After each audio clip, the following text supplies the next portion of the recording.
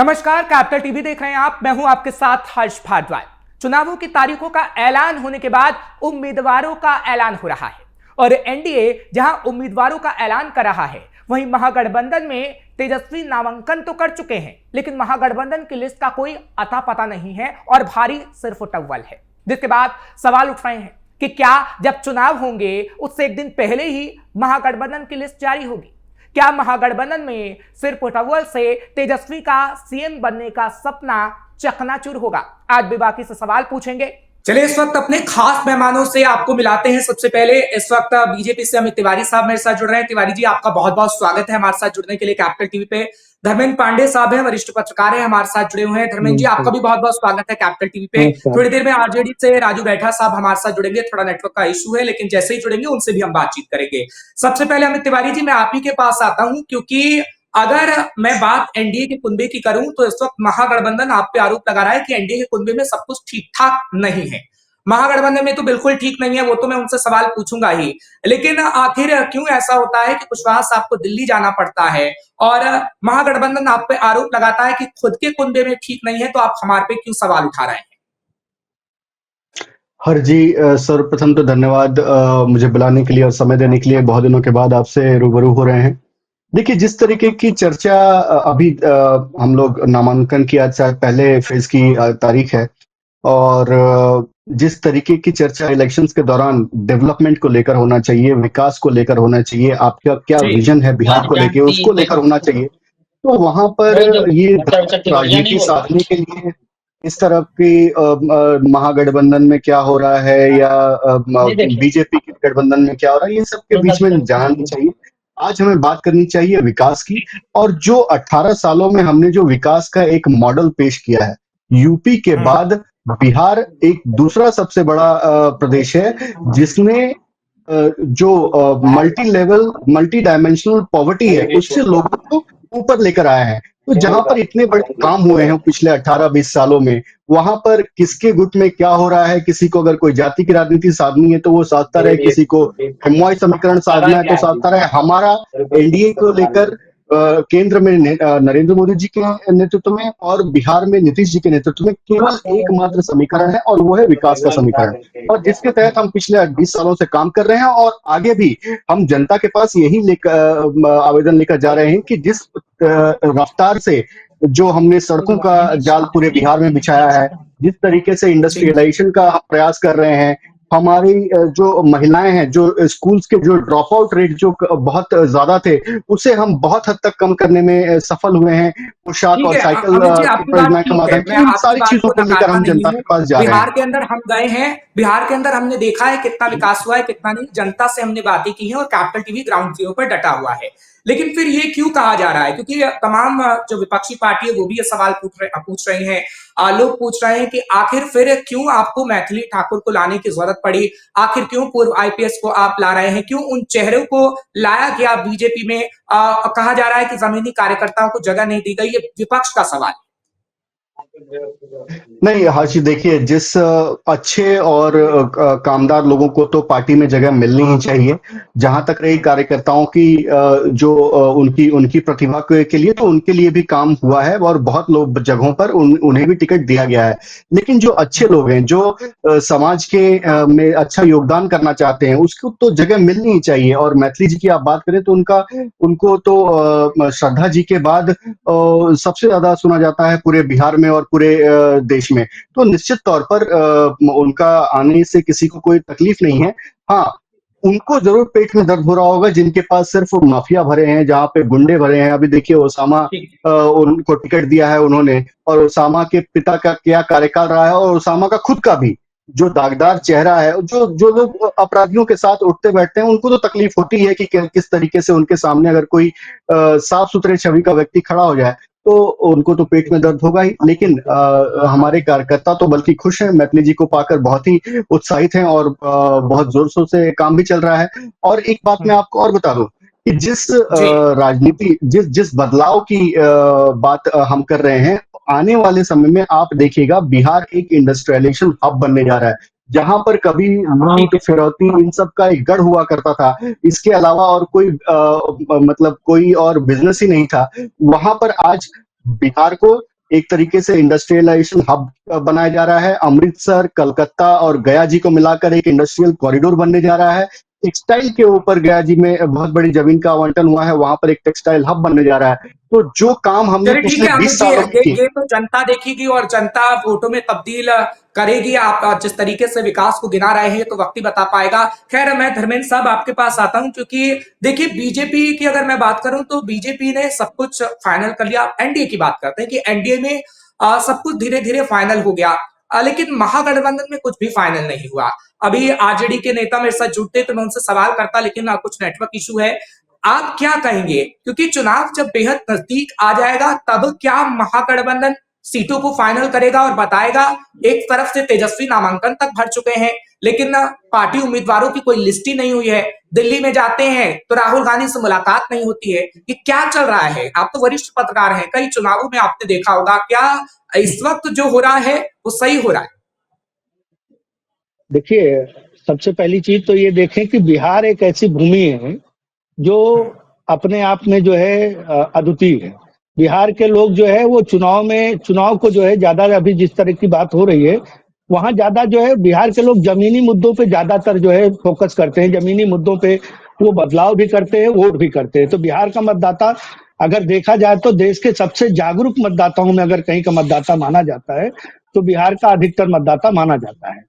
अब यहाँ पे एक बड़ी बड़ी बात जो आपने भी एक सवाल किया और जो हम लोग काफी देर से जो है इसको देख भी रहे हैं, ऑब्जर्व कर रहे हैं। जब दो तरह की राष्ट्रीय पार्टी देश में दो हैं, एक जो है देश की सबसे पुरानी पार्टी कांग्रेस है बिल्कुल और दूसरी बिल्कुल। भारतीय जनता पार्टी है जो दुनिया की सबसे बड़ी पार्टी बनके इस टाइम पे बैठी है। अब आप देखिए, जब आपका जो केंद्रीय नेतृत्व, जब राष्ट्रीय पार्टियों का जो है अस्तित्व कम होगा और क्षेत्रीय पार्टियां जहां हावी होंगी, वो क्षेत्रीय पार्टियां बड़े भाई के रोल में आएंगी, वहां पे जो है ये सारी उठापटक की स्थिति देखना बहुत स्वाभाविक सी बात है। क्योंकि कांग्रेस के अंदर वो स्थिति है नहीं कांग्रेस की या कांग्रेस किसी नेता की कि गठबंधन के किसी भी आदमी को जो है जोड़ दे सके। महागठबंधन एक तरह से जो है एक ऐसा कुनबा बन गया है जिसमें जो है बिखराव ज्यादा है। और बिखराव इस बात का है कि मैं कितना सीनियर हूं, तुम कितने सीनियर हो। तेजस्वी बिल्कुल जिस तरीके से लालू जी के बाद, देखिए लालू जी की एक अलग कद है बिहार की राजनीति में, लेकिन लालू नहीं, सक्रिय धर्मेंद्र साहब राजनीति आपसे में अब आपसे ये समझना उस चाहूंगा, क्योंकि देखिए कांग्रेस पार्टी हमेशा से आरजेडी की बैसाखी पर चलती रही है बिहार के अंदर। तो क्या अभी कांग्रेस अपने आप को मजबूत करने के लिए कुछ ऐसा ख्वाब देख रही है, या प्रेशर पॉलिटिक्स बार बार खेलने की कोशिश की जा रही है? क्योंकि देखिए पहले सीटों का जो बंटवारा हुआ था उस हिसाब से सीटों का बंटवारा तेजस्वी नहीं चाहते हैं। तो ये सर फुटबॉल की स्थिति कितना नुकसान पहुंचाएगी, ये मैं जानना चाह रहा मैं वही कह रहा हूँ, कांग्रेस की स्थिति इस टाइम पे ऐसी हो गई और खासतौर से बिहार में जो है या उत्तर प्रदेश में आप देखे होंगे, बिहार की तो स्थिति ऐसी है कि बिना हूं। आरजेडी की तो उसको खड़ी नहीं हो सकती है। उनकी स्थिति है उनके, अच्छा दूसरा कांग्रेस की लीडरशिप के अंदर जो है पार्टी को संगठित करने की और पार्टी के लिए लड़ने की एक क्षमता जो होती है, मुझे लगता है वो धीरे धीरे क्षीण हो गई है। अभी आप देखेंगे तो बिहार में आज कांग्रेस से बड़ा कद अगर किसी की पार्टी का देखा जाए तो रामविलास के जो है लड़के जो है उसका तो कद बड़ा हो रहा है, जो कि बिल्कुल। जिसका जो स्ट्राइक रेट इनसे बेहतर है।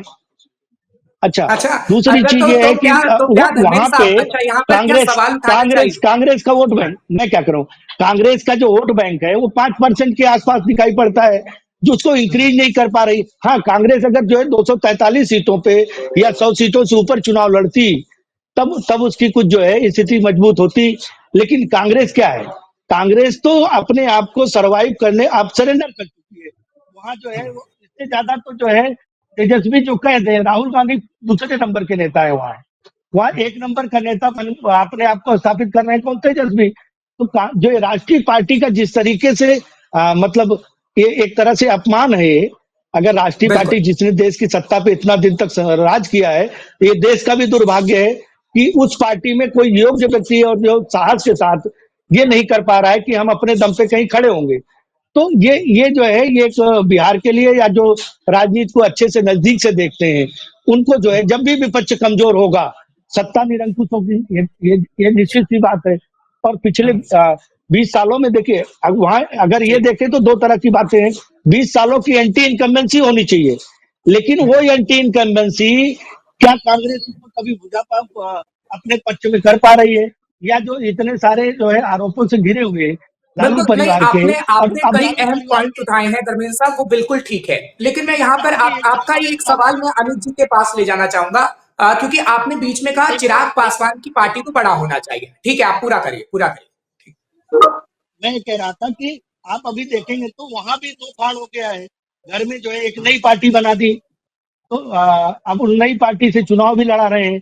तो ये जो स्थिति है वो महागठबंधन में मुझे लगता है कि वो बहुत सिर फुटोवर वाली स्थिति दिखाई पड़ रही। हाँ, यहाँ एक चीज देखना पड़ेगा कि भाजपा, क्योंकि भाजपा शक्तिशाली पार्टी है, लोगों को जो जो वहां के रीजनल नेता है वो जानते हैं कि दिल्ली में हमें किससे जाके मिलना है, तो ये दबाव जो है बिल्कुल। भाजपा में, ऐसा नहीं सब कुछ बहुत अच्छा था, लेकिन भाजपा का हाई कमान जो है वो निर्णय लेने की स्थिति में है। भाजपा उस स्थिति में है कि अगर जरूरत पड़ जाए तो 243 सीटों पर खुद चुनाव लड़ सकती है। अपने को उसने मजबूत किया, कांग्रेस नहीं कर पाई। ये इसका खामियाजा कांग्रेस, और कांग्रेस को ये साहस दिखा। मैं तो अगर जो है हम जैसों की बात, अगर सोच हमारी बिल्कुल सोच आपने जैसी सही होती है, कहा, लेकिन कांग्रेस आप को ही का पूरा एक का पूरा सवाल मैं वोट लेता हूं देगी। अमित जी। धर्मेंद्र साहब ने एक बीच में सवाल उठाया कि चिराग पासवान की पार्टी को इस वक्त बड़ा होना चाहिए था। हालांकि आरजेडी के प्रवक्ता और आरजेडी नेता या फिर तेजस्वी तक सवाल ये उठा रहे हैं कि आपने जिसको हनुमान बनाया चिराग पासवान को, ऐसा 2020 में भी किया गया था कि चिराग पासवान को हनुमान बनाया गया और जेडीयू की सीटें कम कर दी गई, और चिराग पासवान को केंद्र में लाकर पूरा खेल खेला गया जेडीयू को नुकसान पहुंचाने का। और अब कहीं ना कहीं बीजेपी बड़ी भाई की भूमिका में नजर आ रही है, चिराग पासवान को लाकर जेडीयू को नुकसान पहुंचाने का काम 2020 में भी किया गया और 2025 में भी किया गया। नहीं हर्ष जी, देखिए जो धर्मेंद्र जी ने कहा मैं उनके आकलन का सम्मान करता हूं, लेकिन उन्होंने एक शब्द कहा कि भारतीय जनता पार्टी ताकतवर पार्टी है। तो ऐसा नहीं है, भारतीय जनता पार्टी अनुशासित पार्टी है, 24/7 काम करने वाली पार्टी है। ताकत ना हम का प्रदर्शन ना कभी करते हैं ना, और ना कभी करेंगे। दूसरी बात, मैं ये कहना चाहता हूँ कि जो आपने कहा कि चिराग पासवान जी की बात करी, और आपने जिस तरीके से उनको कहा कि उनको लड़वा कर, तो ये चिराग जी का जब वो अकेले लड़े पूरे 243 सीटों पर, तो ये उनका डिसीजन था। और आज जब हमारे साथ लड़ रहे हैं तो भी ये उनका डिसीजन है। हाँ, वो एक तरीके से अपने आप को आ स्वयं रहा हूं कहते धर्मेंद्र आए हैं जी। अलग अलग मंचों पर कि वो मोदी जी के हनुमान है। और इसका पर्याय वो हर जगह अपने आप को मतलब जिस तरीके से समर्थन उन्होंने अभी केंद्र की सरकार को दिया है, और बिहार में जिस तरीके, तो जो सीट का जो बंटवारा है, अगर आप उस अनुपात को देखेंगे तो वो उसी अनुपात में है जिस अनुपात में लोकसभा में जिसने जितनी सीटें जीती हैं। उस तरीके से अगर आप भारतीय जनता को पार्टी को देखेंगे तो भारतीय जनता पार्टी अपनी जितनी सीटें बिहार में जीती थी उसके अनुपात में 1 सीट 2 सीट कम ही लड़ रही है। और जिस हिसाब से जेडीयू ने जीता था उस हिसाब से वो ज्यादा सीटों पर लड़ रही है। और चिराग जी ने जितनी सीटों पर लड़ा था वहां वहां भी 1 सीट कम भी, 1-2 सीट कम ही वो लड़ रहे हैं। तो निश्चित तौर पे जब गठबंधन में आप होते हैं तो आपको सबको एकोमोडेट करके चलना पड़ता है। मांझी जी भी हैं, कुशवाहा जी भी हैं, तो सबको, हमने तो अपना बड़ा दिल करते हुए बहुत सारी जगहों पर जहां पर हम जीत सकते थे वो सीटें भी अपने सहयोगियों में बांटी है। तो जब आप गठबंधन में होते हैं तो आपको बहुत सारी चीजों को देखकर चलना पड़ता है, सभी गठबंधन साथियों के हितों को देखकर चलना पड़ता है, और वही काम आपको दिख रहा होगा। लेकिन जैसा कि अभी धर्मेंद्र जी की बात को मैं आगे बढ़ाऊंगा, जो कुंभा अपने आप को कहता है कि हम एक हैं, और महागठबंधन अपने आप को कहता है, उस कुंभे में देखिए क्या हो रहा है। अगर आप उस कुंभे की कोई आरजेडी का प्रवक्ता नहीं है, इसलिए मैं उस पहले के सेगमेंट में मैंने उन पर चर्चा नहीं की, लेकिन जो कि चर्चा हो रही है एक विश्लेषक के तौर पे मैं ये कहता हूं कि जिस तरीके से वहां पर रोहिणी यादव का एक अलग गुट बना हुआ है, मीसा भारती का एक अलग गुट बना हुआ है, तेज प्रताप तो अलग निकल ही गए, वो अलग चुनाव लड़ रहे हैं। और उसमें भी जितने भी लोग जो जो आरजेडी में बहुत पहले से हैं, जो अपने आप को सीनियर मानते हैं, अपना दबदबा रखते हैं, वो एक अपना अलग गुट बनाकर रखे हुए हैं। लालू और जी। तेजस्वी जी का एक एक कहा जाए तो सामंजस्य की बहुत सारी मुद्दों पर नहीं बटा। कहीं पे टिकट उन्होंने, सिंबल उन्होंने पार्टी का बांट दिया रात को, और दिन होते होते वो सारा वापस करना पड़ गया। तो जहां पर ये सारी अव्यवस्थाएं बनी हो पार्टी के अंदर ही, महागठबंधन के अंदर ही, तो वो बिहार को क्या नेतृत्व देंगे और बिहार को कहां तक ले जा पाएंगे, ये संदेह अपने आप में ही खड़ा करता है। चलिए ठीक है। मैं राइट। अभी आप पे क्रॉस क्वेश्चन इसलिए मैंने नहीं किया क्योंकि मैं थोड़ा समय आपको देना चाहता था, लेकिन सवाल आपसे पूछूंगा। लेकिन धर्मेंद्र जी, आप क्या कहना चाह रहे थे? अमित जी से वो कहिएगा, उसके बाद आपसे भी एक सवाल लेता हूं। हाँ, मैं जो कह रहा था, आपने उस पे किया। मैं ये कह रहा था कि कांग्रेस की जो स्थिति बनी है, कांग्रेस जिस तरीके से बिहार में अपने आप को स्थापित नहीं कर पा रही, कांग्रेस से ज्यादा अच्छे पोजीशन में मुझे जो है वो जो है लोक जनशक्ति रामविलास की पार्टी नजर आ रही है, क्योंकि वहां पे जो है वो अपना स्ट्राइक रेट बेहतर कर रहे हैं। कांग्रेस को एक बार जो है कि उसने 2020 के चुनाव में अपना दम दिखाया था और अपने आप को अकेले चुनाव लड़ करके जो है उसने अपने आप को स्थापित किया था, एक वोट परसेंटेज अपना बनाया था। वो स्थिति क्या राहुल गांधी में वो जो है अपनी दक्षता दिखाने का साहस दिखा पाएंगे कि बिहार में ये कहें कि नहीं, अब आप जाइए, आप अपनी तरफ से जाइए, हमें न किसी का सहयोग नहीं चाहिए, हम 243 सीटों पे चुनाव लड़ने जा रहे हैं, पार्टी हित में काम करें ना। अगर कांग्रेस ये नहीं सोच पा रही है तो कांग्रेस की स्थिति मुझे लगता है दिनों दिन और खराब होगी। ठीक है धर्मेंद्र जी, लेकिन महागठबंधन के लिए एक सवाल आपसे इसलिए भी करता हूं क्योंकि आरजेडी नेता मेरे पास इस वक्त नहीं है। राजू बैठा साहब से मैं ये सवाल हालांकि लेता, लेकिन जिस तरीके से एनडीए की अगर मैं बात करता हूं, एनडीए ने जो नाराजगी नेताओं की, क्योंकि देखिए पहला ऐसा नहीं था कि चिराग पासवान नाराज नहीं थे, नाराज भी थे और नीतीश के खिलाफ बातें भी बोली गई थी, लेकिन फिर नीतीश से मुलाकात की गई, अमित शाह बिहार आए, सब कुछ ठीक ठाक हो गया। लेकिन सवाल यहां पर यही है कि राहुल गांधी और तेजस्वी यादव के साथ में क्या चुनाव से पहले तस्वीर नजर आएगी या फिर नहीं आएगी? राहुल गांधी और तेजस्वी, ये बड़ा अच्छा सवाल आपने किया। राहुल गांधी जी तेजस्वी के साथ जो है उनको तो आना चाहिए और मुझे लगता है आएंगे भी, लेकिन तेजस्वी को ये पता है, क्योंकि राहुल गांधी का जो चुनाव ट्रैक चुनाव रिकॉर्ड परिणाम के है, लिए आएंगे। पिछले कई राज्य कह दिया था कि जो वहां के मेन नेता थे कि आप यहाँ से दूर रहिए, तो वो उधर कम गए थे। अशोक गहलोत ने साफ सुथरा कह दिया कि हमें चुनाव लड़ने दीजिए। तो ऐसे बहुत सारे उनके कांग्रेस के बड़े नेता हैं जो चुनावी मौसम में जो है कुछ कांग्रेस के और वो राहुल गांधी जी से थोड़ी दूरी बनाते हैं, जो छत्तीसगढ़ में बनाया था। तो आप ये देखेंगे तो राहुल गांधी से गठबंधन के टाइम पे, आप लोकसभा के चुनाव में अगर आप देखेंगे तो अखिलेश यादव ने भी काफी दूरी बना के रखी थी, बेशक गठबंधन था, वो चल भी गया उनका गठबंधन, अच्छी सीटें जीते, लेकिन वो चुनावी मंचों में जो है वो दूरी बना लेते हैं जो लोकल नेता होते हैं। ये कांग्रेस के नेता बना लेते हैं तो तेजस्वी स्वाभाविक सी बात है कि वो दूरी बनाएंगे। और कांग्रेस, क्योंकि कांग्रेस अपने आप को अभी जो है कांग्रेस साहस नहीं दिखा पा रही है। मुझे ये नहीं समझ में आ रहा है कि नहीं, कांग्रेस क्योंकि के थिंक क्योंकि टैंक जो है स्थिति वो बिगड़ रणनीति गई है ना। बनाने में इतने आप तो लाचार वरिष्ठ क्यों हैं? पत्रकार हैं, आप तो जानते हैं कि कैसे राहुल गांधी ने जो तेजस्वी पे कहीं ना कहीं दबाव बनाया है, वो इस वक्त साफ तौर पर दिख रहा है, क्योंकि राहुल गांधी का आना और सीधे तौर पर तेजस्वी के लिए ये कह देना, क्योंकि जब मीडिया कर्मी सवाल पूछ रहे थे और पूछा गया कि क्या तेजस्वी को सीएम के तौर पर आप देखते हैं, तो राहुल गांधी की तरफ से कुछ भी नहीं किया और तेजस्वी ने तो पीएम उम्मीदवार तक बता दिया। वहीं से कहीं ना कहीं पिक्चर क्लियर हो गई थी। खैर, ये तो आप परिणाम बताएंगे क्या होगा, लेकिन अमित जी मैं आपके पास आ रहा हूं क्योंकि आप विकास की बात कर रहे हैं, बीजेपी विकास की बात कर रही है, एनडीए विकास की बात कर रही है।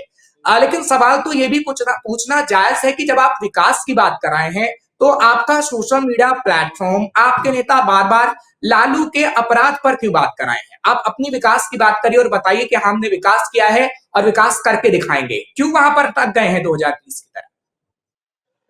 नहीं, देखिए हर्ष जी, लालू यादव के अराजक सरकार जो उन्होंने चलाई उसका जिक्र करना भी जरूरी है, क्योंकि जो लोग उस समय लालू यादव के साथ जुड़े थे, चाहे वो सुरेंद्र यादव हों, रामानंद यादव हों, ललित यादव हों, राजबल्लभ यादव हों, रीतिलाल यादव हों, या साहबुद्दीन है अब उसके अभी उनके बेटे हों, तो जिन लोगों ने मिलकर जंगल राज को गढ़ने का काम किया, बिहार को जंगल राज बनाया, अगर वो आज भी राजनीति में सक्रिय हैं और वो लालू यादव के साथ हैं, तो निश्चित तौर पे उसकी बात तो होगी ही और हम करेंगे भी हर मंच से।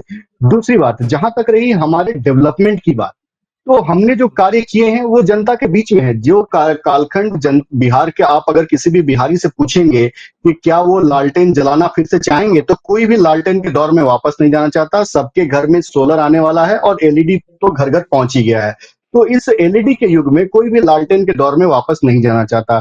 तीसरी बात मैं ये कहना चाहता हूं कि जिस नीतीश जी ने जो विकास का जो एक पर्याय रखा, जो एक एरा ऑफ जंगल राज से बिहार को निकालकर एरा ऑफ डेवलपमेंट और एरा ऑफ गवर्नेंस तक लेकर आए, ये सफर में हमने बिहार के जो बड़े बड़े गड्ढे थे उनको भरने का काम किया। अब यहाँ से जो बिहार छलांग लगाएगा, हर्ष जी, मैं आपको दावे के साथ कहने जा रहा हूं कि यहाँ से जो बिहार का छलांग है वो एक विकसित बिहार, एक विकासशील बिहार की ओर होगा, क्योंकि बिना बिहार विकसित हुए आप देश को विकसित जो 2047 तक का जो प्रधानमंत्री जी का विजन है विकसित भारत का, वो पूरा नहीं हो सकता। उस परिकल्पना को बिना विकसित बिहार बनाए पूरा नहीं हो सकता। इसीलिए आज यहाँ से जो अब छलांग बिहार की लगेगी वो एक्सपोनेंशियल होगी, वो एक्स्ट्रा ऑर्डिनरी होगी। चलिए, वो तो जनता तय करेगी, क्योंकि बहुत समय नजदीक है सर, और जनता ही जनार्दन होती है। हम तो सिर्फ आप लोगों से सवाल पूछते हैं और जनता के बीच खास तौर पर जाने की कोशिश करते हैं। सर धर्मेंद्र जी, आप क्या कहेंगे, भविष्य क्या आपको लग रहा है? क्योंकि जो ग्राउंड रिपोर्टिंग हमने की है, ग्राउंड रिपोर्टिंग में खास तौर पर जो सड़कें बनाई गई हैं, जो विकास की बात बीजेपी ने की है, पूरे एनडीए के कुनबे ने की है, वो जनता को खास तौर पर पसंद भी आई है।